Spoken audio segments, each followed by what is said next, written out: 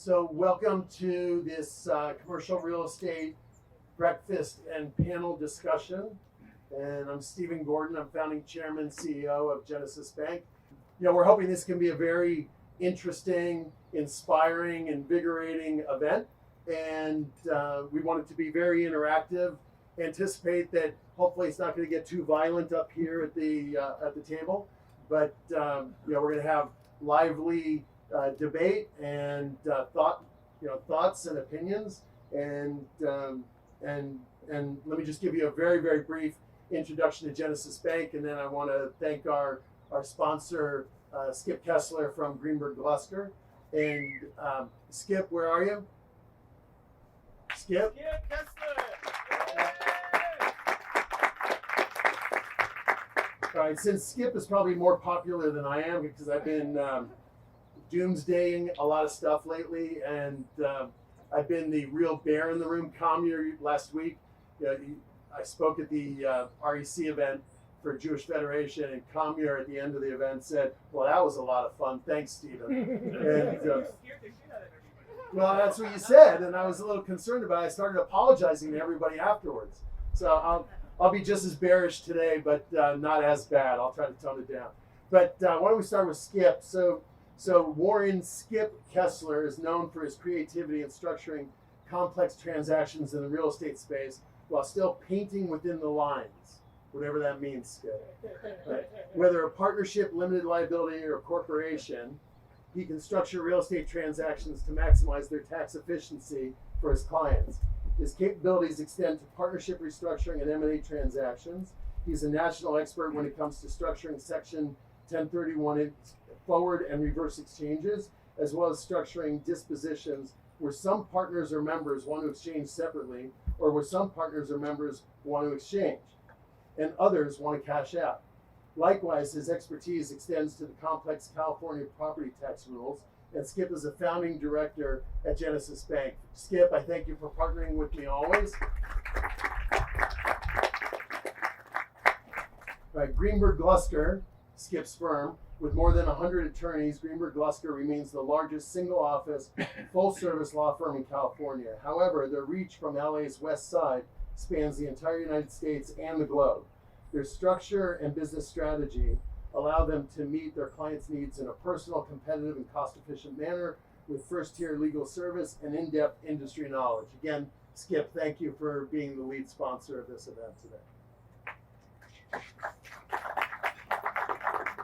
All right, so before I give you a brief kind of commercial on Genesis, let me introduce my friends here and fellow panelists. So everybody sat where I didn't anticipate they'd sit, so my bios are completely out of order. I've now renumbered them, and I'm going to try to get it right. So Sharone, Executive Managing Director, Capital Markets, Marcus Millichap. Sharone Sabar joined the Encino office of M&M in December of 2006. As a Senior Managing Director of Capital Markets with Marcus Millichap Capital Corp. Sharone is responsible for securing commercial debt and equity financing for an array of property types, including multifamily office, and industrial, retail, senior housing, and hospitality. Sharone has more than 15 years of commercial real estate finance experience. He's closed more than $3.5 billion in loan transactions, which is interesting, right? Because originally this said 14 years. Now it's been updated to 15 years, but it went from $2 billion in loan transactions to $3.5 billion in loan transactions. So you've had a heck of a last year. Sharone began his career with Marcus Millichap as a loan underwriter and analyst for the large loan group in the firm's West Los Angeles office. Thank you, Sharone. Neema Ahadian, Senior Managing Director of Investments at Marcus Millichap. Try to behave a little bit today. I'm doing my best. All right. Neema Ahadian joined M&M, the nation's largest commercial real estate investment firm, in 2001 and matured quickly within the firm. Within 3 years of joining the firm, Neema was promoted to senior associate and currently sits as Senior Managing Director of Investments. Neema is recognized for his real estate experience with a focus in multifamily investments in the Los Angeles area. Neema's previous apartment management experience, along with facilitating many successful multifamily investment transactions, has enabled him to think like an investor and understand the challenges an investor faces. Neema, thank you. Thanks. Jonathan Wintner. Right, so let me just back up. So we've got the the mortgage broker, right? We have the sales broker, right? Jonathan Wintner, president and CEO of Winstar Properties, principal investor. Jonathan is the CEO and president of Winstar Properties, a Los Angeles-based real estate investment and management firm. In his capacity, he spearheads the sourcing, negotiating, decision-making of all acquisitions, decision-making on disposition of assets, and overseeing the entire day-to-day operations of the management company. Under his leadership, Winstar Properties has acquired over 130 properties and 5,000 apartment units, totaling over $1 billion in asset value since November of 2008. It's good timing. In 2017, Mr. Wintner was named by Real Estate Forum magazine, Globe Street, as one of the 50 top real estate professionals in the country under the age of 40. How old are you now? No, I'm 40. You're 40? Those days are over. Yeah. I wish I was 40. Yeah. Those days are over. Right. Jonathan Wintner, thank you. Thank you. All right, now we have two very experienced lenders from Genesis. Peter Yacoub, Senior Vice President, Head of Commercial Banking at Genesis Bank. Peter's responsible for leading the bank's commercial banking division, which focuses on serving small to mid-sized businesses, business owners, entrepreneurs, and professionals. Peter has 26 years of banking experience, most recently serving as Senior Vice President, Business Development at City National Bank, where he provided financial services and solutions to clients in the areas of management, operations, sales. Previously, Peter held various management positions at B of A, Union Bank, and Wells Fargo. Peter does a heck of a lot of owner-user type financing, so owner-occupied commercial real estate financing. So Peter, thank you for joining us today. And Morgan Ferris, Senior Vice President, Head of Income Property Banking at Genesis Bank. Morgan, you and I have been together off and on over the course of, 20 years? Over 20 years. Over 20? Almost 25. Almost 25. All right. I'm 59, so I can do things for over 25 years. Still. Morgan is responsible for leading the bank's income property banking division, which includes providing financing and treasury management solutions to investors in multifamily and commercial real estate properties. Morgan began his career in real estate finance for over 25 years ago, previously serving as the national sales manager for PennyMac's, Freddie Mac, and Fannie Mae small balance multifamily lending programs. Additionally, he held various senior positions at Washington Mutual and Marcus & Millichap. Right, so you were with me back at when I launched Commercial Capital Bank and FIP Mortgage. Yep. And you joined us from Marcus & Millichap Capital Corp at the time, right? Actually, I went from there to Washington Mutual to Commercial Capital. So I was at Washington Mutual and then joined Commercial Capital. And then full circle, And then Washington Mutual acquired Commercial Capital for roughly $1 billion in an all-cash transaction. Washington Mutual no longer existed a little while after I sold the company. Yep. And yeah, they dismantled it just to get rid of you. well, it cost them $1 billion to get rid of it. That's all right. All right. So I think we have, now that we've given everyone's bios, I think we got 5 minutes left of the panel. All right. So let me give you a brief background on myself and Genesis Bank. So this is the third bank I've launched in California, headquartered in California. The previous bank was Opus Bank. Probably a lot of you here did business with Opus Bank. And I've always launched a bank out of some sort of weird economic moment, and have always viewed that as the time that the banking system becomes incredibly internally focused, cleaning up the mess that they created during the previous cycle. And that creates an opportunity for me to launch another bank. Here, Genesis Bank was launched out of a real need and a real crisis that occurred, which was Opus was acquired, or was announced to be acquired, January of 2020, and closed June of 2020. And in between was this weird moment that everyone labeled COVID. And I found myself hosting Zoom calls on this new thing that we all learned about called Zoom. And I had to get the upgraded version of Zoom because I was hosting 250 business owners, and they were trying to figure out how to find their way and navigate their way through the PPP, through the SBA, and through their own banks. And it was a real mess. and I found myself without a bank, in between banks, but people turning to me trying to figure out how do you do this, and how do we keep our businesses alive, and not only were small businesses left behind, but minority-owned businesses were left even further behind. So filed an application with the regulators to launch Genesis Bank as a new bank, Genesis from the book of Genesis, a new beginning, and decided to be extraordinarily intentional and make it a minority depository institution. So out of roughly 5,000 banks, Genesis is one of only 144 in the whole US that are actually designated by the FDIC as a minority depository institution. Of the 144, there are only 2 of us that are actually designated as diverse, multiracial minority depository institutions. And if you consider our market that we're in Southern California, which is exactly where we focus, I'm no longer ever going to have 800 bankers in 50 locations up and down the whole West Coast. But there's a lot of need and plenty to do here in Southern California that could keep us all busy for decades to come, provided they're still in America when this is all done, communists. Right? All right. So with that said, right, our markets are incredibly diverse. Right? They range anywhere from 60 to 75% majority minority. And if you consider our apartment buildings that we either own or finance, right, they're all in low to moderate income census tracts. They're all in minority zip codes, and an overwhelming percentage of the population of our tenant base is minority. And most businesses, I could walk out randomly into the market and go to do business, and there's a high likelihood that business is a minority-owned business. But minority businesses were left way behind everybody else. While, sorry, Yoni, the Los Angeles Lakers got 10 million of PPP funds, and they never should have. And when they felt bad about it, they finally gave the money back. But small businesses couldn't get funded. So that's the genesis of Genesis.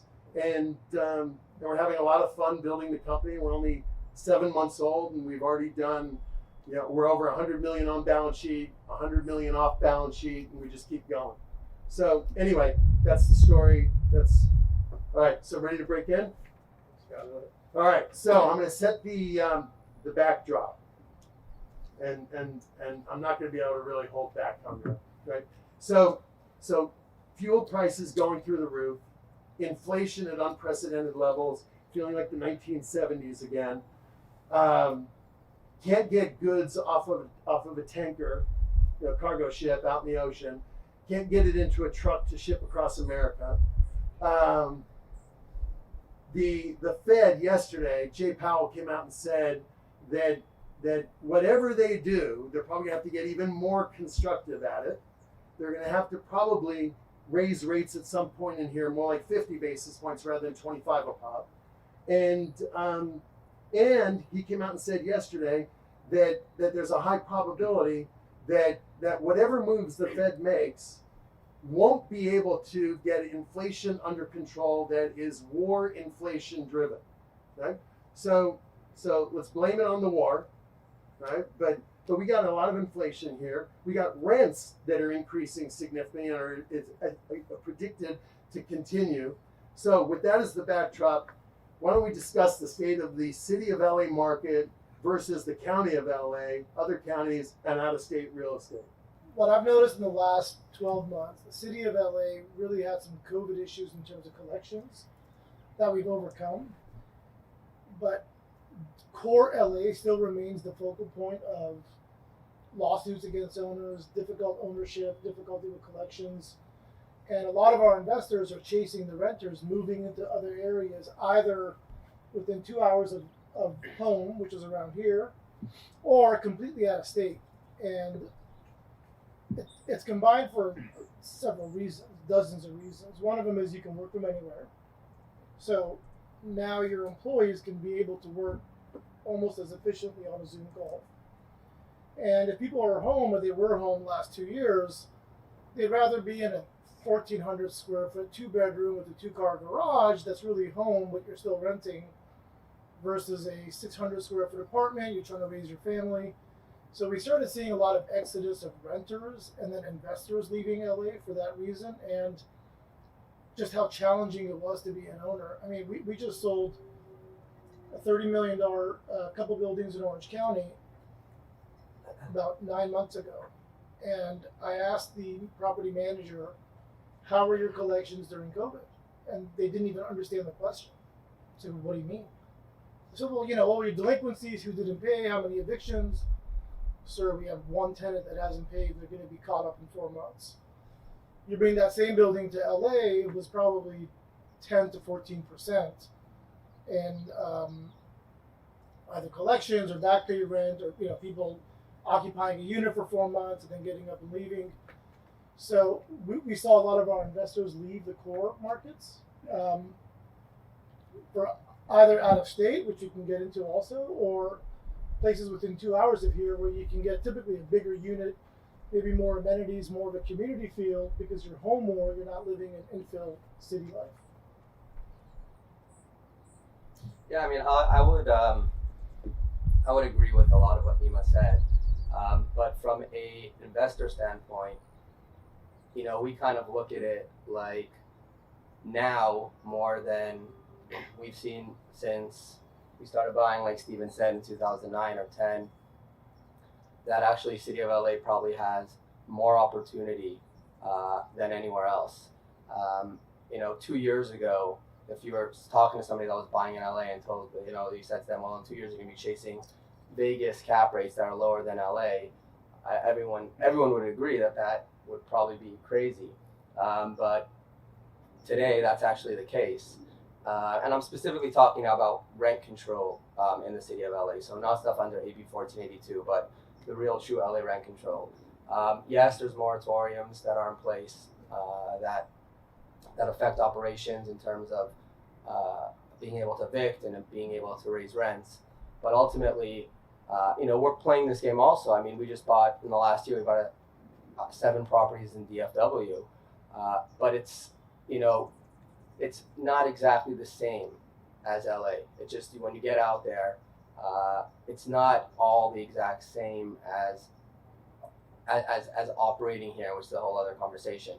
So we're actually, with the opportunities there, we're looking to double down on our LA portfolio, especially our rent control portfolio here. We're not believers that people are never going to go back to the office. We're not believers that it's the end of Southern California and that tourists from all over the world are going to now start flying into San Antonio to tour America.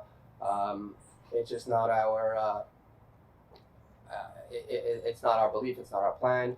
A lot of the things, I mean, the eviction moratorium for us that own property here. When's the last time you gave somebody a 10-day notice or a 3-day notice and they were out of your building in 21 days?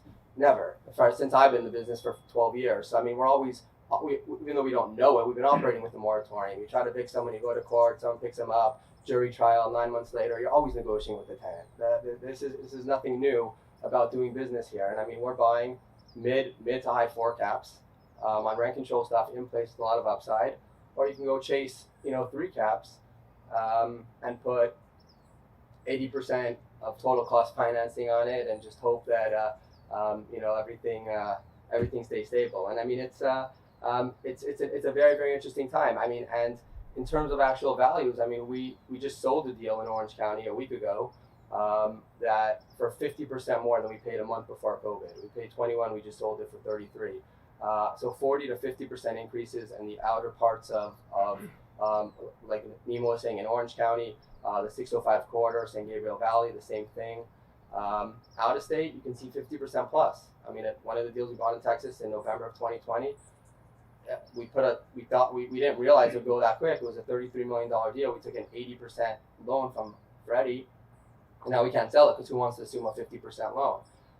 So I mean, it's an interesting time, and for us, we actually are very, very keen on a rebound. And I mean, the numbers are, you are fighting some things, but ultimately our rents are higher than ever in LA. Our occupancies are higher than ever in our portfolio. So we look at it as a opportune time, more in this actual city of LA for rent control product. That specific exactly what Stephen's question was, we believe is a very, very opportune time to buy. I'm gonna follow up on two things. What didn't attract you towards the properties out of state that you're having a hard time with? Why are you coming back home?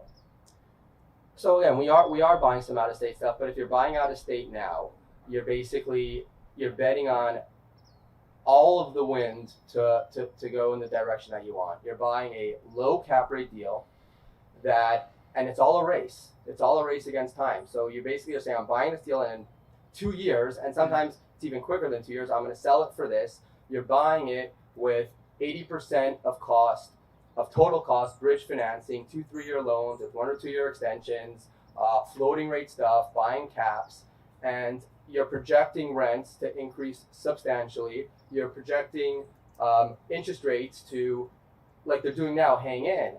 But if not everything works out, it's a far riskier play, in my opinion, then now the upside could be there. Look, You're talking about the out of state or in state? Yes, not out of state. Out of state. I mean, that's the game. That's the game now. Out of state. You're not. No one's going out. When we made the decision to try to go to Dallas, it was because we wanted larger deals and more yield. That was the reason. We wanted a higher cap rate deals than we can get here and more yield. It's the complete opposite. You're not getting more yield. Now you can burn through it if you get through your value add, but it's a riskier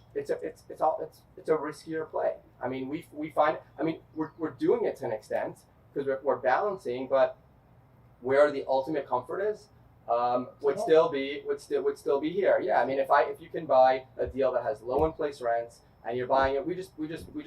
I mean, I guess we'll get into this, but we just closed on a deal, and we were able to buy a deal with Janet and Angie. We just closed on 3 buildings in Koreatown for, I can't say the price, 200 units. Right, I don't get in trouble. But we just bought 200 units in Koreatown. I got a 70% loan from Chase on in-place numbers. When's the last? I mean, from Chase. Oh, sorry. I shouldn't have said the name either. Genesis. Let's take them off. Genesis. Sorry. Keep going. I mean, or I'm going to Dallas, and yeah, I went to Dallas, and it's fine. You know, we're burning and turning. It's a commodity. We're playing the game. We bought it. In Dallas, you're also dealing with. I mean, there are guys running around who have gone to Dallas with $500 million in capital behind them, saying, to the brokers, "Show me anything, everything. I'm the buyer, right? And my plan is to flip it in the next 2 years. I'm only here for 2 years."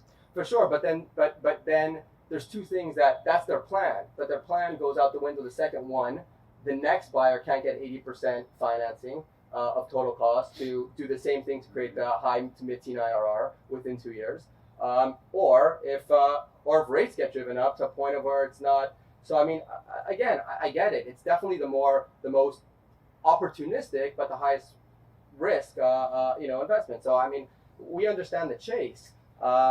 But ultimately, like I said, I think the value today is in LA and LA rent control. I agree with that. I mean, I remember,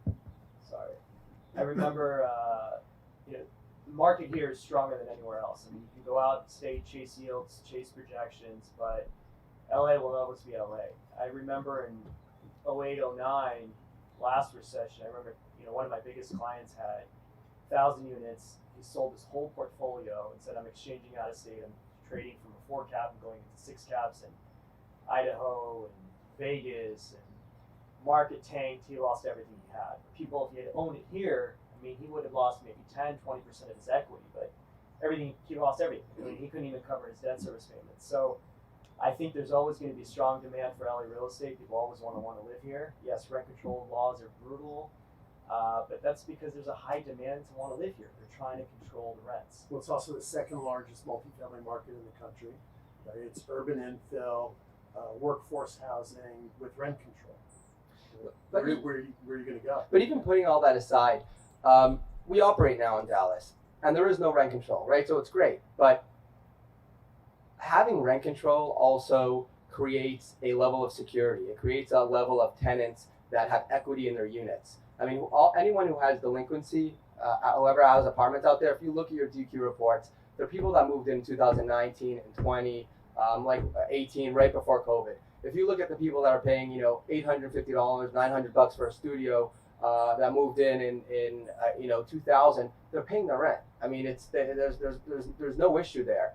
And you couple that with the fact that yes, out of state, rents are flying, but the turnover on these properties out of state you're turning over. And I'm talking DFW, which is one of the core places where people are going. Turnover there is 50% a year. So your actual economic vacancy and collections versus what you might be losing 6-7% in terms of non-payers protected by a moratorium when they're they really could pay.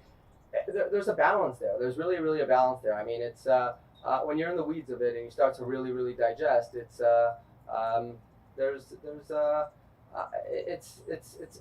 I'm not saying that there's not a lot of money to make, and there's not, like what Steven said, people that are just showing up and from brokers from all over coming to DFW and saying, I got $500 million, I'm buying everything. It is, but it does feel that way. The question is when do you enter, when do you exit, and how much risk tolerance do you have for that versus when you know what you bought or what is literally 70 to 80 and sometimes double what somebody paid a year ago versus a market like LA now where you're almost buying very, very similar to pre-COVID. I mean, this might be the only place that you're pretty much buying at similar prices or slightly, maybe 10% more than pre-COVID again on rent control stuff. Some of the AB 1482 stuff is a little bit different, but and you have a real loss to lease here, and you have the appreciation play where you might not have it in other areas. We just spent a week in Mexico and with all the markets brokers across the country, and these guys, 70% of their business are California buyers, but that's in every cycle. And as soon as you get smacked and rates go up, and you realize you don't know that market like 3-mile radius of where you live. And look, Jonathan's an operator. They're fantastic at operations. People that roll their sleeves up and are operators can do really well in LA. You just have to know what you're dealing with. And the opportunity is here.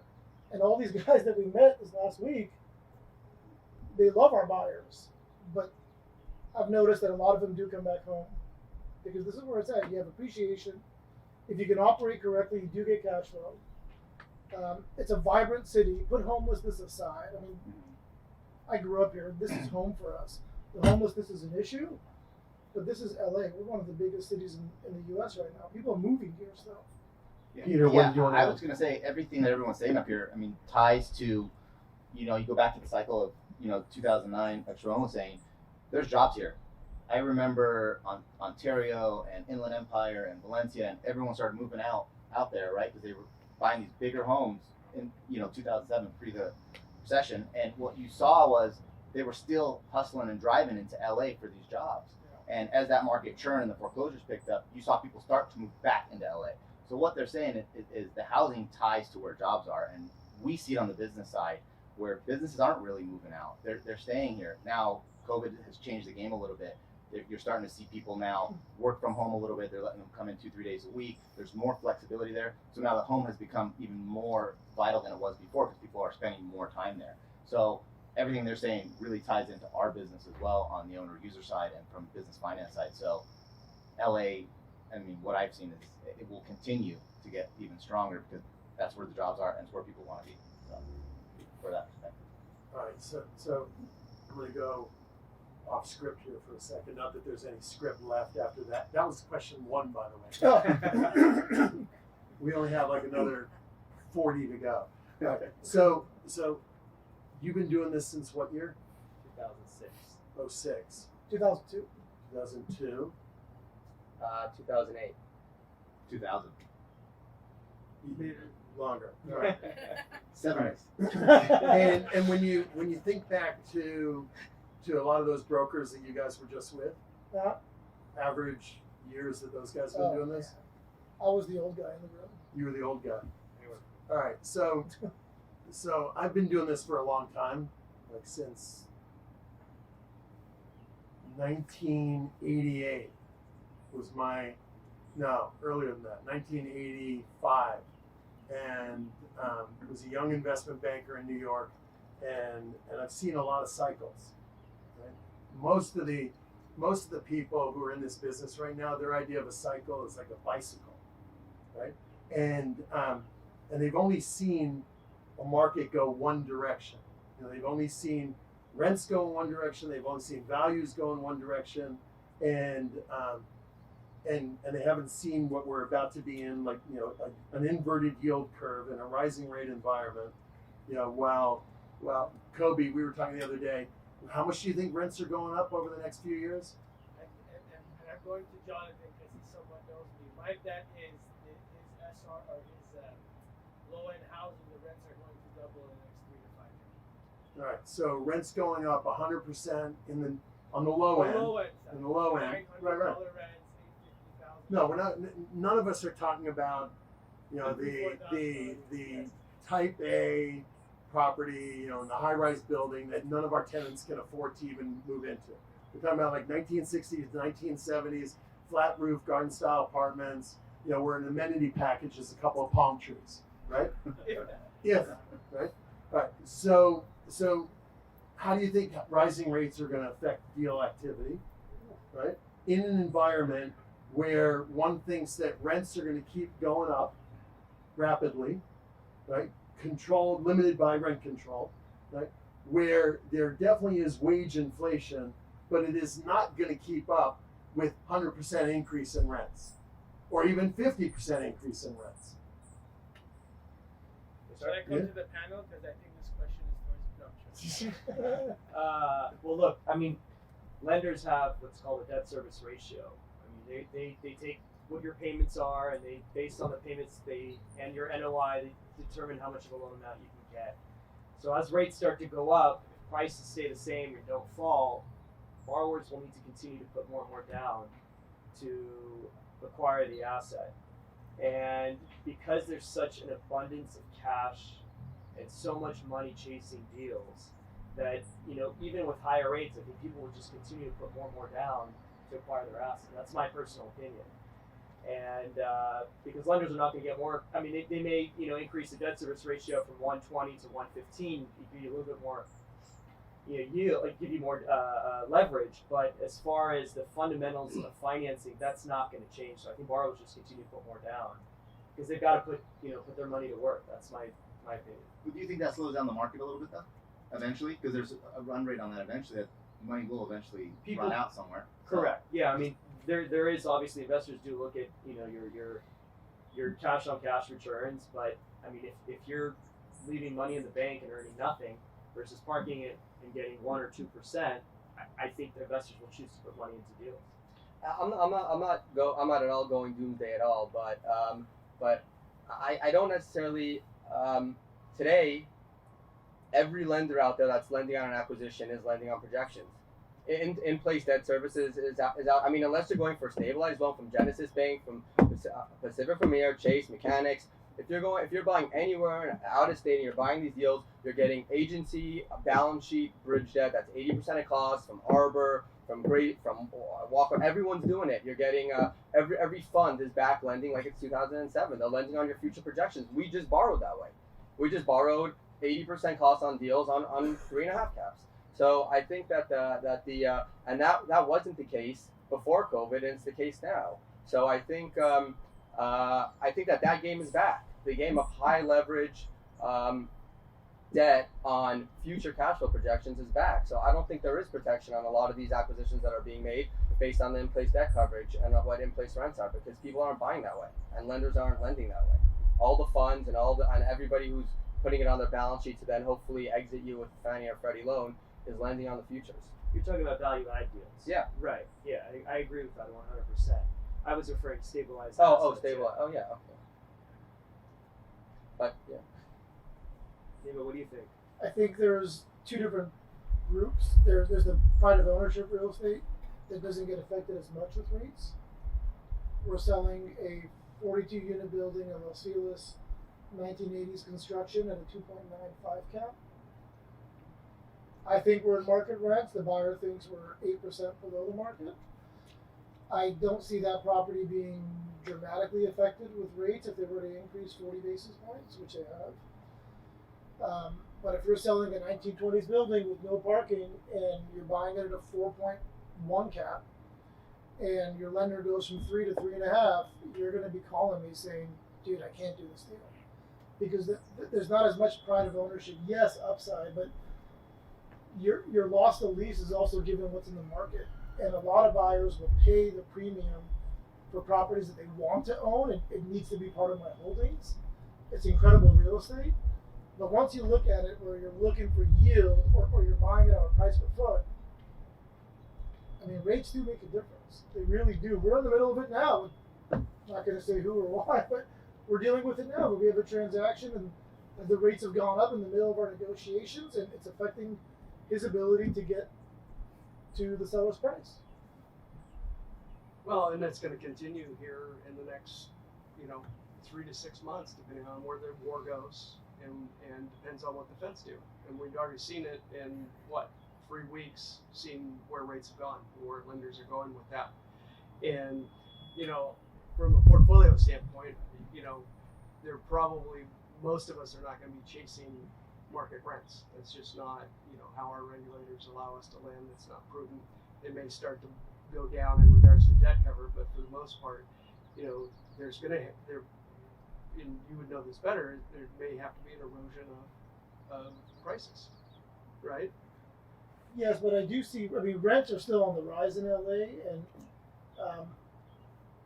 I think we've gone through some of that. But yes, the erosion of prices, it affects more the real estate. And that's why some of our conversations are so deep with people, where it's let's look at each building specifically versus the market as a whole. Because that Los Feliz building, it wouldn't have really hurt value if there was 40 basis points. But on something else, it would affect the value of the building. Well, look, everything still works right now, Yes. right? And that's because the Fed is so far behind where they need to be versus where inflation is already running, right? So this quarter point move that we just had is meaningless, given that we're running at almost 8% inflation in February, right? And we haven't been in this environment in a hell of a long time, right? And the impact of gas prices on everybody, and it's even drive around LA and you see what the numbers look like, and there's a hell of a lot of other fluff that's in the gas prices here, that you don't have in other states of the country. But the impact, when the Fed, and we're starting, by the way, from zero interest rates, so the fact that the 10-year is now at 250 means nothing, right? That's still nothing, and compared to, and I remember when, back at CCB, at Commercial Capital Bank, I remember when we were lending on multifamily at 6%, 7%. Well, and that's and at that point we were still just doing adjustables. I mean, that was barely moving into 5-year money in the beginning of the 2000s. Right, but we didn't have this type of inflation when rates were there. But we had a run up in rates 18. I think 18 the rates were in the low 3s, and they started going up right before pre-COVID, which were in the mid 4s. I didn't see velocity or prices changing at all. I don't. Did you see prices changing? No, I agree completely. And also, it's this. It's funny because before I started buying in 2008, I've been for 5 years. So since 2003-4, I was doing financing for those years for a company in New York. And all I've been hearing since those days until I'm going on 20 years at this point. From 2003 is you weren't old enough for you don't remember what it's 20 years, and interest rates have yet to affect deals. I went. I'm the only guy at the table who can get away with saying that. It's everywhere. It's you weren't allowed. Yes, we went through 2009, 10, 11. We came out and whatever we bought in 2009 and 10, it was worth double in 2012. Oh shit, we never saw this before. Sell 2007 and 14. Everything keeps going up and up again. And then, like you just said, interest rates went from 3.5% to 4.5%. It didn't move the needle. We might just have to realize maybe we're in a different world. Maybe we're not in a world where we're going to wake up one day and interest rates are just going to kill business. We have $40 trillion of debt that's owed to China. That's China owes. There's balancing across. So at this point, it's when I first started, I was doing financing. I remember I cold called Donald Sterling for a loan, and on one of his properties, and he said to me. It was really nice. Actually, took me to a Clipper game. I was still on the team at the time.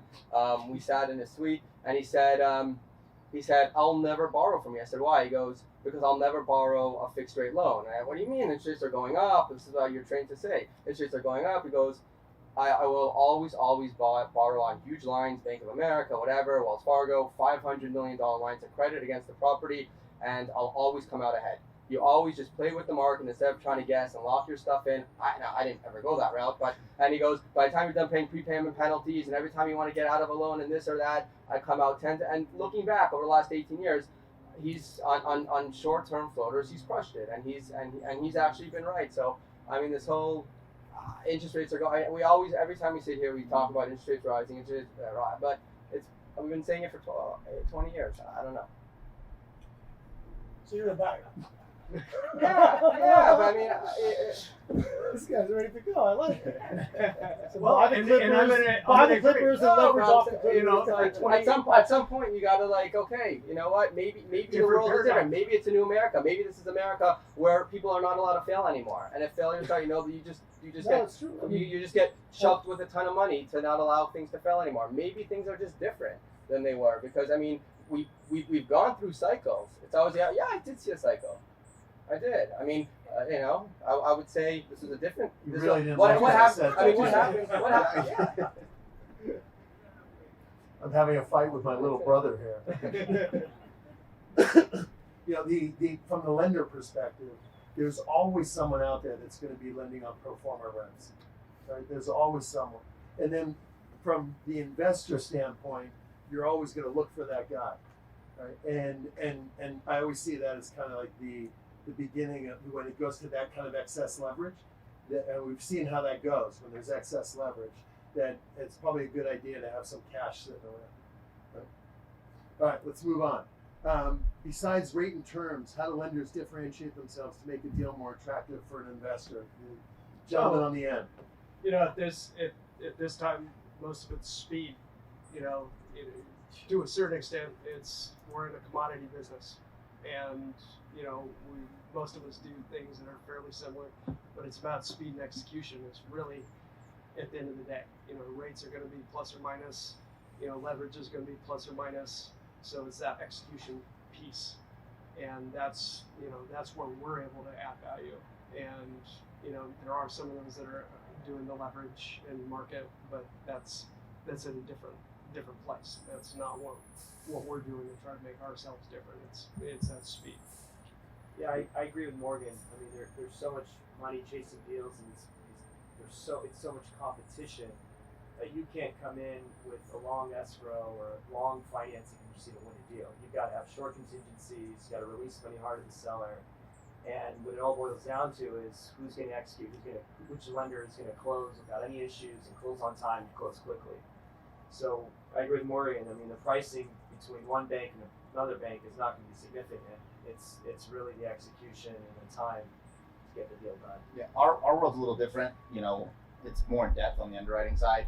I like the speed so far at Genesis because I'm not used to the speed, which has been fantastic. The plus side is we structure the hell out of a deal. I don't think anyone can outstructure. You're talking about on the owner occupied. On the owner occupied, sorry, not on the multifamily side. So rates are always competitive. You know, we do a deeper dive. There's just a lot more tied to a deal. It's not as simple, but customization and structuring deals is what makes us win.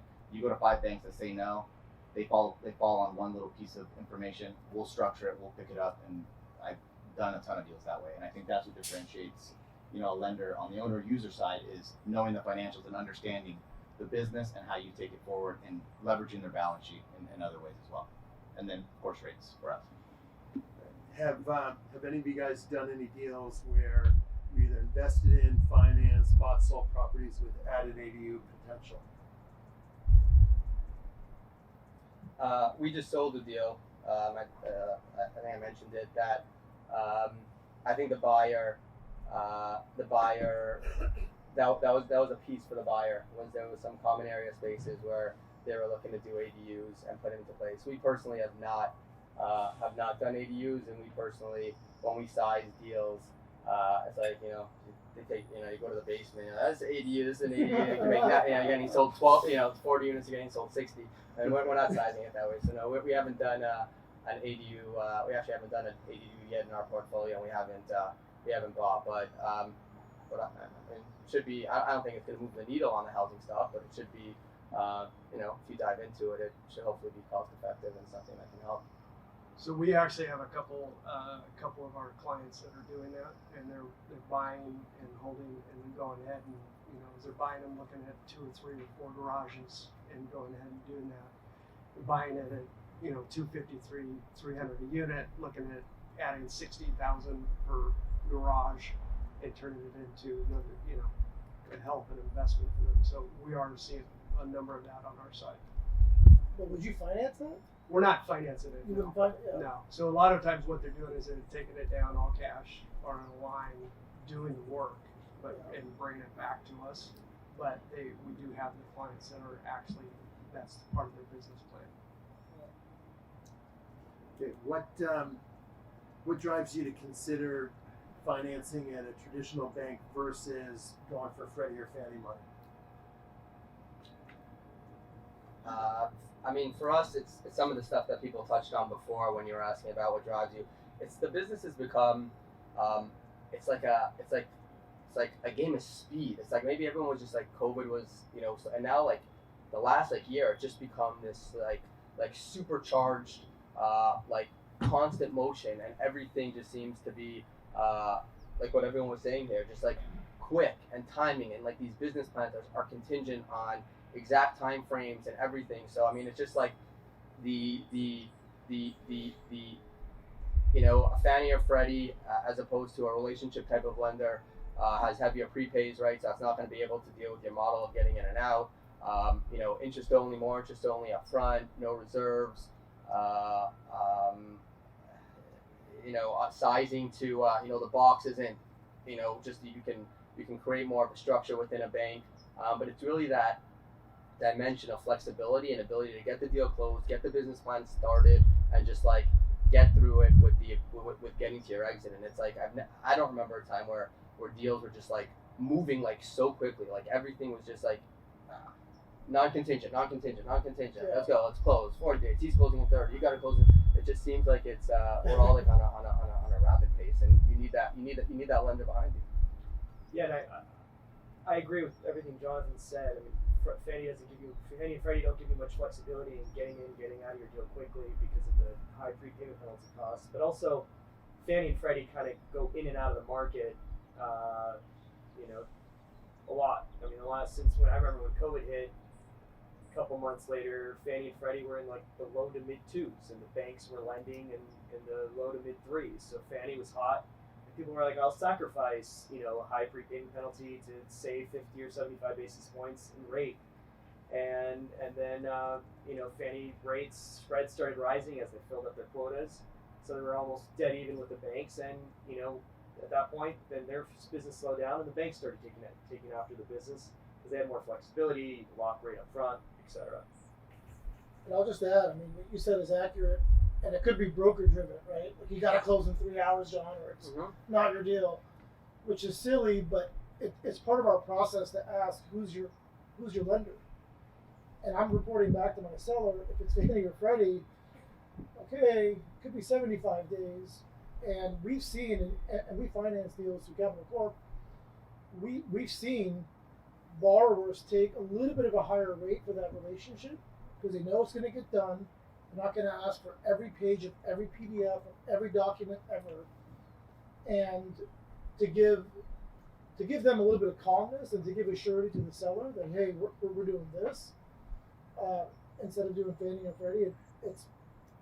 I think it helps win business. You know? Discuss the last interesting deal that you guys worked on. And I know, Yoni, you talked a little bit about Koreatown. Yeah, sure. So I mean, that was they're 3 vintage buildings. You know, they're architecturally beautiful. One on Gramercy, one on Serrano, one on the corner of Catalina and 5th. And I mean, you'd have to ask Janet more than me because I don't really know what happened. But I feel like it was an opportunity. It was a price point that I think was a little bit high for your regular guys that are buying 10, 15, $20 million deals, but too small for people that are buying 70, 80, $100 million deals. And you hadn't bought anything in California, though. No, it was the last deal that we had bought in LA that we were able to make sense of. We paused during 2020, and then coming in 2021, it was kind of very, very rapid, and we were so the last rent control deal that we bought before this portfolio was in the end of 2019, beginning of 2020. Not far, 535 Gramercy, which is very similar building to the ones that we just bought. So it's the longest time, and this is after 10 years of closing on a deal in LA every 6 weeks. So I mean, it was a long layoff, and we feel like it was in a niche price point where the seller kind of wanted to sell all to one buyer, and again, it was the same thing. It was non-contingent immediate at PSA. I mean, I think that's right. I mean, Jana, right? Is that the one be the deal? Right. So being able to go into a vintage building, walk them, be inside the building for a half hour. 30 and minutes? having Oh, come on. 30 minutes for all three 20 minutes. for all three What with are you travel doing? for all four with travel time driving around 30 minutes. Did you have other people booked every 30 minutes? We did. We actually had a driver, but I got to tell you something about Jonathan. He had multiple offers, and one guy tried to buy it, was 4 days of inspection. Didn't work out. I called Jonathan. I said, Jonathan, this is your time. He goes, no non-contingent. He didn't even go back to the buildings. He didn't even do a physical inspection. But we were confident with him that, he's going to close. And that's when we picked him at the end of the day. He literally saw it for half an hour. But it was 4 minutes. And that's why I did the loans with Chase, not Genesis, because I didn't see them long There enough. was no I way didn't we try were it getting out. there that fast. Just in case I missed something, I couldn't have it on your books. No, but I'm quite fond of the buildings. So I think that was an opportunity, and you know how it is. You close, people see it. Oh, I had a client that looked at that one. They only wanted that one. So if we want to spin off that one, I had a client. Oh, that one. My client had a building on a block on that one. So I feel like it was an opportunity. It was LA rent control. A price point that was kind of mid-tier. And How many buildings do you own around the area? I mean, the area meaning 2 miles, probably within a 2 mile square radius, probably 50. So, yeah, maybe more. It was we looked at it, but timing wise, based on where we were at that point, we talked about it, and we needed to go somewhere else at that point. So, yeah. Don't bust them for not giving it. Hey, I'm not. Well, this is That's gonna get anybody in trouble, this is the okay. partnership that we built, right? So All right. So, how were vacancies? How were rents? So that was that played into it. They actually had, we loved 20 vacancies between the buildings, but the lender, we won't say who it was, wanted it more stabilized. So, and it was funny. This is the difference between the owner operator was from up north, who owned it, and they said, it's the beginning of the year, you're not gonna be able to lease the units. And I said, please, I'm not asking for anything. Don't touch the units. Let me just send my leasing agents in. And let me do the leasing. You don't have to do anything. Let me just do the leasing. And Janet got us access to do that because Chase wanted us to be at 95% occupancy. So he said, okay. We leased we didn't have to get to all 18 because it was 95, but let's just say 13. We leased all 13. It was 8 in one building, 5 in another, 3 in another, whatever the numbers were. In 2 weeks, all of them untouched at what the projected rents would be, if renovated. I mean, that's how quick and how strong the market was. It flew. And that's during escrow, just to hit occupancy levels for closing. You should have called me. I could have got it then. Now you There you go. But yeah. What other deals, Neema? We had a transaction at the end of the year. It was a large portfolio, 14 buildings, 400 units plus. And the seller was adamant about the price, rightfully so. It's not easy to penetrate a market and get that many units at once. And on the other side, the creative financing was the ability for us to hit the pricing. So we had a bit of a delta in where the buyer wanted to be, where the seller wanted to be, about less than 1%, I'd say, 4 to 5%. And we said, all right, give us 10 days, let me figure this out. And we we restudied the market, put together an entire pro forma analysis, and how to get to this path. And the borrower, the buyer, took that to a few different lenders through his relationships, and because of the financing, was able to reach the seller's price point. And that just shows you in a different way. I mean, the opposite of what you're saying is when you partner with your lender and you explain to them your vision and what your cost is and what your buyout program is and what your renovation program is, and here are 35 columns for 14 buildings that prove it. We were able to ultimately hit the seller's price. They got what they wanted. The lender was very happy, except with our title company, which became an issue, believe it or not, for a deal that size. They denied our title company. First time ever. I said, "I can't use these guys. Got to go with the national firm," which delayed closing by about 3 weeks. But coupling with your lender, and what they did was illustrated the business plan very clearly with the proven track record. It helped them get to the premium, and it was a successful deal.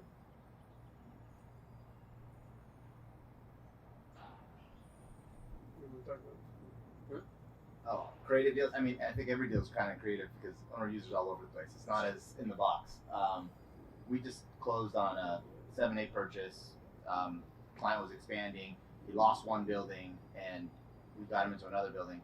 He had been told no by 3 banks, and there was an accounting error in his financials that we were able to pull out, restructure his financials with the CPA, and we did a $7.2 million purchase that we won the business because we were able to dig deeper into the financials. But creativity is for us. Well, and Genesis being new, we were able to recently, we closed a $97 million portfolio transaction, or not transaction, refi, that we were able to do, and had a lot of fun. It was very exciting, but working with Jonathan, we were able to get that done with one of our partner banks. So that was a very interesting, very exciting deal, and something we just got done. Yeah, I mean, this is not a well, maybe it is a Genesis plug, but it's like when they launch, yeah. So plug on the wall. I mean, We'll take the when he's done doing this, then I'll straighten out the story. No. The story's fine. A new lender comes in and they have, and it's like max loan amounts of like $7.5 million per deal or per borrower even. And I was talking to Steven, and this goes back to the question earlier, and I said, we have about $100 million refi portfolio that we're doing now also.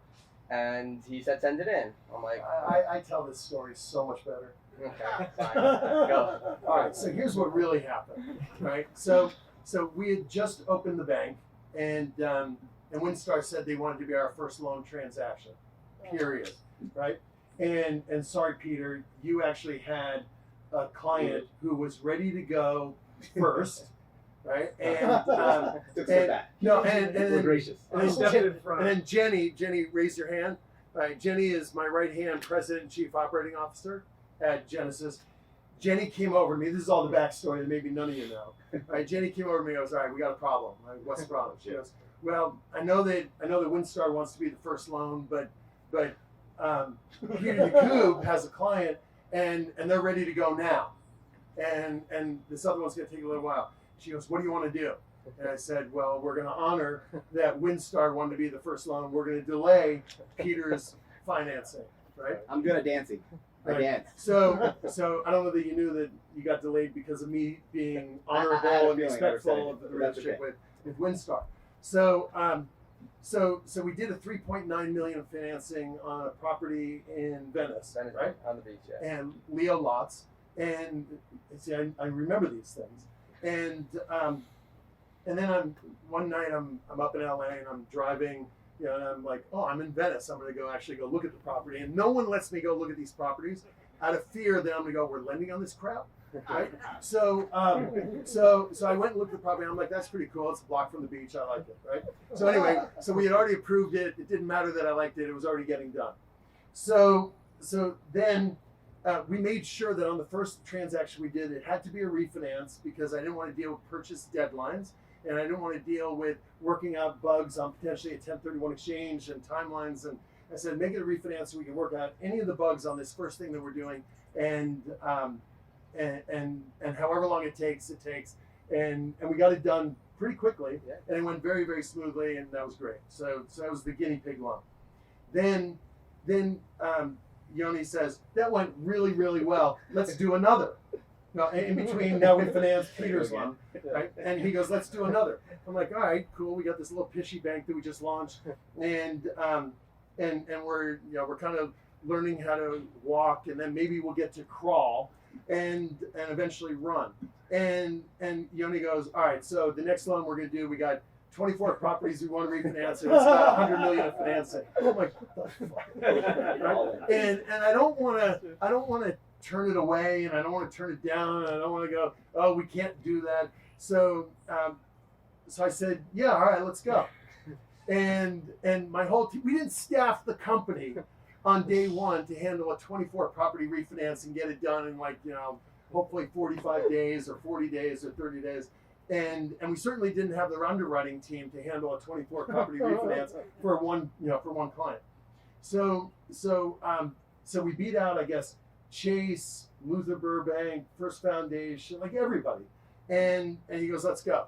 And I said, I'm gonna have to bring in a partner bank with us to get this done. And I don't normally do that, but I knew we were gonna have to on this one. So we brought in a partner bank, and all hell broke loose, right? I mean, it was like, it was way early in our gestation and our growth. We hadn't worked out the bugs with how it's going to work with this partner bank, but I knew I had to get it done, and I thought my big mouth. So Janet, you thought that I was just such a good, I was distracted. I couldn't focus on and everything started turning into like a mess, right? And our team is like looking at me like, how the hell are we going to do this? Are we going to underwrite it? Are they underwriting it? How's this getting done? And I was like, we got to control our own destiny. And the thing, it ended up being a real nightmare, but we got it done. And we ended up financing just about 100 million off balance sheet. We're servicing the 24 loans and the 100 million, and the other bank paid pretty handsomely to get it done. So we were proud of it, but it sure was a headache, and we sure weren't ready to do 24 properties in our first. But now they are. So I often say that it's like my youngest daughter. She went from, she's 26 now, and she's never heard me say this, but she went from crawling to running and skipped walking in between, and that's kind of what we ended up having to do. But very, very painful. But it got done. You guys are the best. Thank you for bearing with us. That's great. You guys are the best. It wasn't as simple as, hey, they got 100 million done. But now we know how to do it. All right. Western nations have used sanctions. Here we go. Right. Western nations have used sanctions to influence the Ukrainian-Russian conflict. Do you think these actions are going to impact foreign investments in the U.S.? In other words, Chinese investments in the U.S. Clearly, any Russian money in the U.S. that's kind of persona non grata right now. But as far as Chinese money coming in the U.S., that's been driving a lot of our real estate markets. Do you see any international impact from all this? Does anyone care about this question? No? Scared of it. Yeah. Scared. All right. I mean, I could just. We're definitely on the imports, and we're going to probably see a lot affected, especially with China. They're a big trade partner with a lot of our clients. A lot of the products come out of there. A lot of the manufacturing gets done there. So we're definitely seeing, the effect of prices on every single client, and they're starting to push it out. But we're seeing it on financials. I mean, it's really funky to get financials, and all of a sudden their profits drop off. It's like, what happened? Well, when they close out their books, it didn't look as good as it looked originally in the quarter. So, I mean, I don't think we've seen it yet because we've had so much going on before that. I think we'll probably see a little bit of it, and how big of a magnitude, I don't know. That's an open question. All right, work from home. Right. How do you see this impacting real estate markets? How do you see it impacting apartments? How people are using apartments, their need for space in an apartment. Nobody anticipated that their desk would be in their bedroom and that they'd be in their apartments 24 hours a day, other than going out to get some air, maybe some food. But impact, no impact? I think it definitely is going to impact. It depends on what sector we're talking about. I mean, if you're talking about office, right. I didn't know it's a second. I was the only guy who took down office space during COVID. Okay, good deal. Well, I did, but the regulators asked me, you know, I kept negotiating, renegotiating. I didn't want to sign the lease. And we're going deeper into COVID, and the regulators finally asked me, so where's the headquarters going to be? Because we have to actually, you know, review a lease. It cannot be at your home, Stephen.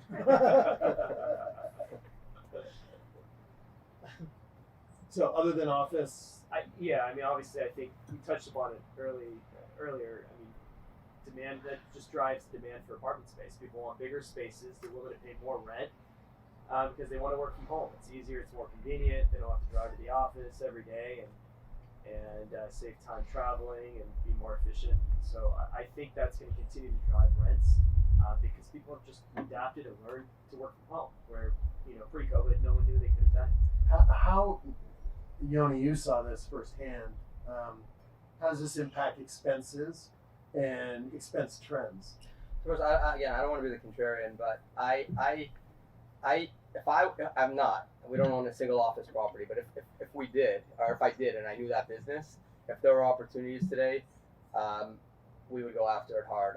I'm not a believer in that this is in that the world is going to working from home. I think that doesn't make people happy. I think that you might like it, but you don't, and at some point you realize. I was reading an article that more people switch jobs during the stay-at-home orders than I don't want to say ever before, but in a really, really long time proportionally. And I think it's because you had so much free time, you realize that maybe I'm not so productive, I can go switch and do something else. And a lot of those people are regretting it and wishing they moved back. I'm sure some hopefully made a successful jump, but I'm not a believer in that we're going to a world where people don't need to work in offices. I think people need to get out of the home. I think that it's healthy to get out of your home, even if you lock yourself in your home office. Your family still knows you're there. Your kids know you're there, and it's very different than being away to work. And you want to not just for just like do you really have privacy to actually work, or you don't? Are they knocking on your door? Just like the mentality of your family, if you're around, but you're locked in a room versus out of the house, is a totally different mentality of just health. And I think people just work much better being around people, being around energy. And I'm not at all a believer in that offices are going to waste and everyone's going to be hired and working remotely and we're all going to be living in the metaverse. It's just I'm not. So for me, we still love small studio apartments that get the highest rent per foot. We're not buying them because we're saying, well, where are they going to put their home office?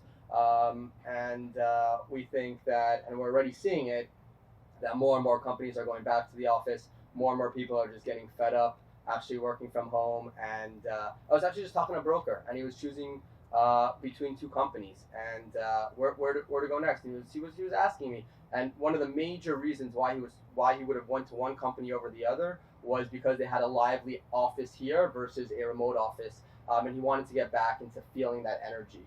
And I think that's across the board in operations, especially. I mean, in brokerage. I mean, you fire each other up. Your performance is a lot higher. So, just off the top, no, I'm not. I don't think that office is dead at all. I think it's probably going to be more alive, actually, than ever. As it relates to apartments, it's the same thing. You want to therefore own properties in live-work areas close to business districts where there's jobs, because people are going to be working in those buildings. Maybe not tomorrow, but in a year or in 2 years, and it remains unchanged. Just two quick things on what he said. We just signed a 25,000 square foot space in Century City for Marcus Millichap. So we definitely believe in the office space, and it's a big part of just getting things done. And a home office today doesn't have to be 3 monitors and the whole thing. It could be a laptop. I mean, you could be a home office sitting here like all the coffee shops in LA, guys working from coffee shops. So we do see in some inspections and walkthroughs of newer construction where you kind of design maybe a small, 3-foot, 4-foot space for a home office, but it doesn't have to be a 200 square foot room where you need 3 monitors and speakers and the whole thing. But I mean, I go to work every day, but if you had a home office, it could be a small setup, and then you still have the home environment to go to. I mean, the office environment to go to. Yeah, I would say it's. I agree with you. It's not going to go. It's not going to go anywhere. We're seeing businesses come back. What it's done is, I think it's created a little bit more reach to talent. You're seeing businesses. They can now bring someone in from Texas that wouldn't be able to really come to the office, where it becomes more cost effective for businesses. I think that's where we're starting to see a little bit more expansion. Is they can fit into a smaller space. They can still get the home base because the synergies. Look, I work out of my garage, and I still hightail up to Newport once a week. And if they told me to come every day, I probably wouldn't work here. Your background looks nothing like a garage. It doesn't. Yeah, I've created the facade of what I want it to look like. So it doesn't look anything like that. But the kids have found a way to knock on the garage door. I lock myself in, but they find their way. So it's not very good because people ask what that banging is. So they find you. So you can't hide. So I just think office has been still great, and we're seeing a lot of businesses. What they've done is they've revamped their spaces to be more creative, bring people from the outside, and expand their workforce where they weren't able to do that before, which creates more productivity in the market and grows the economy in ways that we didn't think we could, and it helps apartments and lending and everywhere across the board. So I think it was a good exercise for us to all go through because it taught us that we can stretch ourselves. It's just picking and choosing when you need to be in the office. So I see it continue. So I was pretty shocked by what our experience was at Genesis, in that I took down space. I took down 20,000 square feet for the headquarters, but this time around, COVID killed the need for branches. It's done. It's finished, and banks are now trying to figure out how to get rid of the branches that they have and consolidate and use technology. Whereas starting the bank when I started it, we were able to start with technology in 2021, 2022, and not have a single location other than the headquarters. Then I started thinking we're probably going to have a hybrid workforce where some of the people are going to be just working out of the office that don't need to be in the office, and others will be physically in the office. And when you guys were just talking about laptop and computers, I mean, this is my functionality. I mean, I don't have a laptop, I don't have a tablet, I don't have a PC, desktop, and much to Jenny's chagrin. And but what I found was that we launched from home. We got approval on August 1st. On August 2nd, everybody wanted to be back in the office. They were done with the idea of being at home. They wanted to feed off each other's energy. We have a very open. I did the exact opposite of what you're supposed to do during COVID. Top floor of the building, collaborative space, open floor plan, right? Everything that you're not supposed to do. And then I was like, how do I get ground floor, avoid an elevator? Now I got to shut everything down and have offices instead of open space. And instead, everybody showed up and they want to work out on the floor. So I said to everybody, look, you can all have a row. Every one of you can have a row. You don't have to worry about the 6-foot rule. And instead, Jenny, that one part over in your COVID spreader party area. COVID spreader. How many of you are there? There's like 20 of you in that area on 4 rows, right? And they all want to sit next to each other, and that's 1/4 of the floor plate. The other half, or one other side is just conference rooms and boardroom. And then the two sides, the two other, those people are scattered, but everybody wanted to be back in the office and feed off one another. But I think for every story like that, there's also the business that says, we don't need a lot of square footage at all because most of our people are able to function, out of the office. And then we also learn that talent doesn't necessarily have to be in the geography that you're headquartered. Talent could be, some of it could be anywhere in the country, and we all learned how Zoom and Teams and all this other stuff works. And a certain percentage of, I think, the workforce is going to still work that way, right? And I think we all got smarter about, do we have to have a large amount of real estate expense, in our income statement, and that gets evaluated constantly, I think, now. How are business owners dealing with industrial property costs in Southern California? Peter? Oh, I mean, there's no inventory. My biggest competitor is cash these days. There's so much money pumped in that it's been real difficult to even compete on financing. I got clients putting down 50%. I'm like, you could borrow a little bit more. We'll take you up a little bit more. And there's just no inventory. And it does remind me of 2007 a little bit when you saw Valencia and even like Northridge and Inland Empire in Ontario. You saw them blowing up and prices going through the roof. And the prices are just at a point where people can afford it, but they're finding a way to afford it because they need to expand, so they're buying bigger than they really should. So I don't want to be doomsday either, but I've seen this before, and it seems like it's there, but industrial, there's just no inventory, and they can't find it because you got investors that are getting out of other, other product types, and they're buying industrial quite a bit, and it's now competing with a lot of business owners on the owner user side. So it's pretty interesting, but they're working through it, and we're trying to get more creative with leveraging other assets to buy bigger properties and get them moved in that way. Okay, so I don't know if anyone else has anything on that. Okay, so it's 10 o'clock, and I just want to open it up to Q&A. Anybody have any questions? If we get a microphone? Testing. Why don't we go over who gets to come here?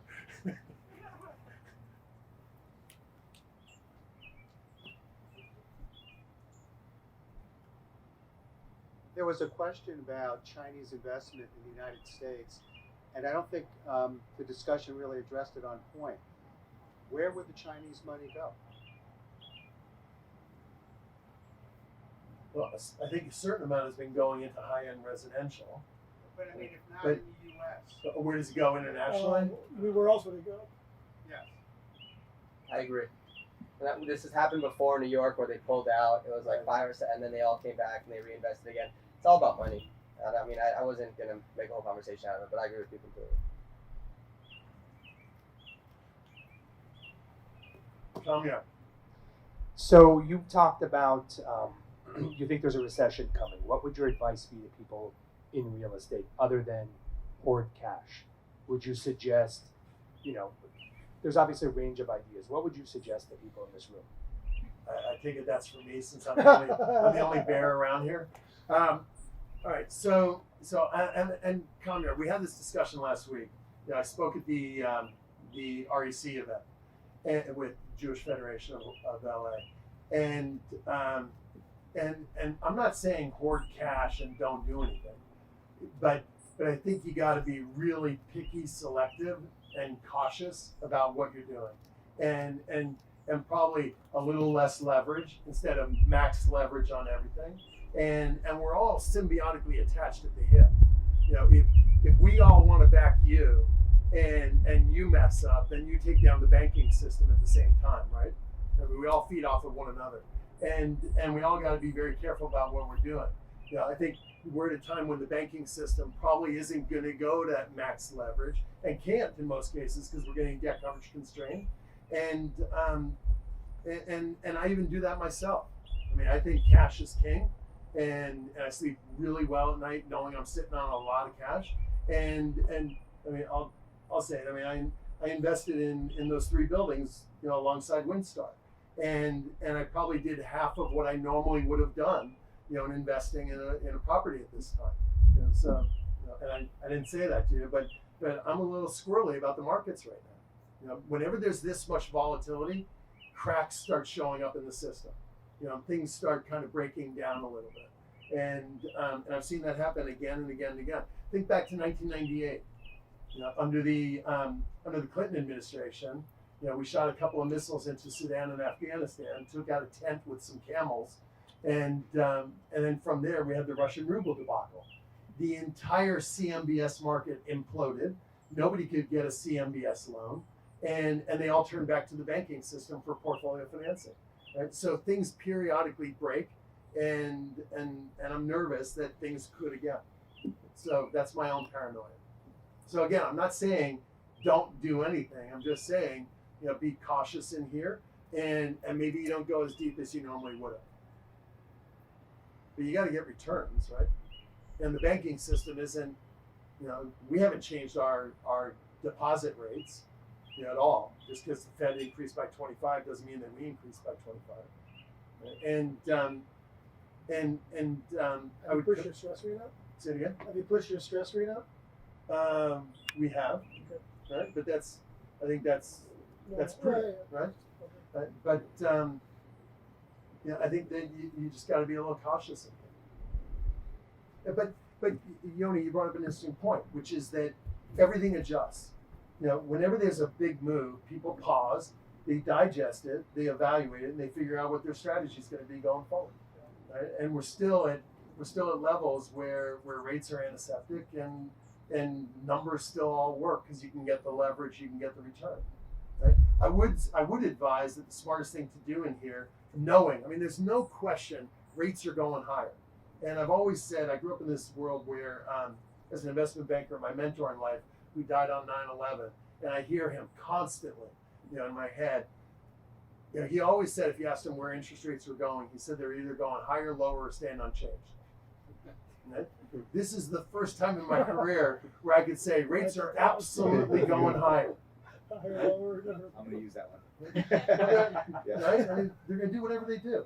All right, but right now, rates are going higher, and they're going to continue going higher. And I think we're going into an inverted yield curve, and I think we're going to head into stagflation, and we'll see where we go from there. Right? But what it's all about right now, I think, is liability management. Managing the liability side of the balance sheet, really working the financing that you have on the liability side of the balance sheet to make sure that it's really going to work in a rising rate environment. So the NOI increases all get down to the bottom line. Does that make sense?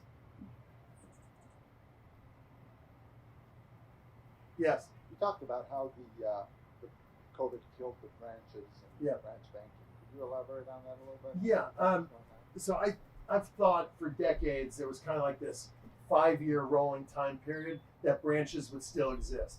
And this is going to sound horrible, but I felt like we needed a generation of elders to pass before you could really move away from a hybrid model of technology-driven banking with physical brick and mortar related banking.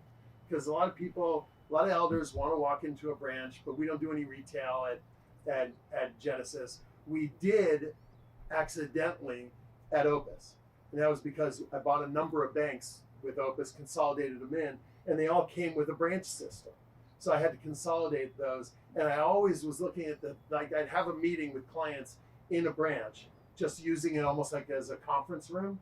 And I'd kind of be aware that looking over my shoulders, no one was walking in, right? But I still had to staff them at a minimum with 2.5 people, up to maybe 7, depending on the square footage of the branch. And the larger locations would look stupid if I didn't have people in them. And the smaller locations, you still needed somebody to be able to, lock the door, go to the break room, go out to lunch, go to the restroom, and still have coverage in the branch. So the lowest I was able to get them was 2.5. So here, all of a sudden COVID hits, everybody, even the 90-year-olds, learned how to use an iPhone or a mobile device, and you never read, when you read about carnage during COVID with businesses that kind of didn't survive COVID, you never read about elders, having to file for bankruptcy protection because they couldn't pay their bills and they couldn't transfer money and they couldn't bill pay online or whatever. They all still function, even though historically they walked into branches. So now, if there's no need for a branch and nobody walks into a branch, that's a lot of square footage that disappears over time from the banking system. And even though, I keep on reminding Jenny, even though we have approval from the regulators to open a couple in LA and more in Orange County, I have no interest in doing it. Zero. What I'd rather do is, like Peter's in LA, I'd rather get some upstairs space somewhere, and have it look like my office, with a conference table, a couple of sofas, coffee table, and that's it, right? And function that way. But the branch system, in my opinion, is done. And those that have them, I guarantee you, they're having discussions about what to do with them. More questions? Okay. All right. So I want to give where is it? Behind me? I want to give a gift to a few people here. Those are heavy. Right. Not to my Genesis brethren. All right. So Sharone, thank you. All right. So it says March 22nd, 2022. Sharone Sabar, Genesis Bank Institute for Entrepreneurship, Business Leadership Circle, Genesis Bank. Thank you. Thank you. Thank you very much. quick photo. And Jonathan. Thank you. Do a quick photo. Here we go. Count of 3. 1, 2, and 3. Got it. Let's hold the awards. Go All right, one just more you time. guys with the awards. 1, 2, and 3. Beautiful. Thank you. Thank you. All right, everybody, thank you for joining us. We're going to be doing more of these kind of things, and I really appreciate the participation and involvement. Thank you.